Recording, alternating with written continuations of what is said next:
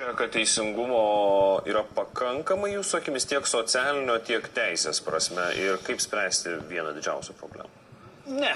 Ir matyt, tai ir skaičiai parodo. Mes jeigu kalbam apie tą pačią emigraciją, kuri vėlgi nesinori pakenkti su savo optimistinė prognozė, bet matome ir praeitus metus, ir šių metų ypatingai skaičius, kad visgi grįžtančių žmonių yra gerokai daugiau negu išvykstančių.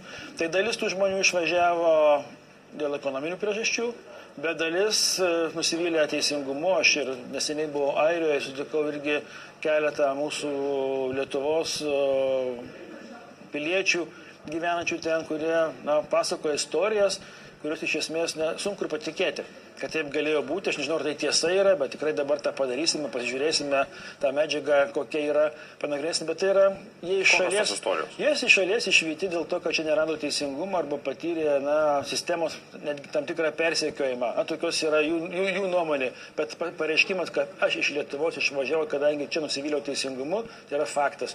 Tai tokių žmonių mes turime turbūt ne vieną ar ne 10. Tai kalbant apie teisingumą, apie socialinį teisingumą, lygiai tas pats yra. Jeigu tu matai, kad sudaromos išskirtinės verslo sąlygos, tam pačiam verslui ypatingai svarbu, taip?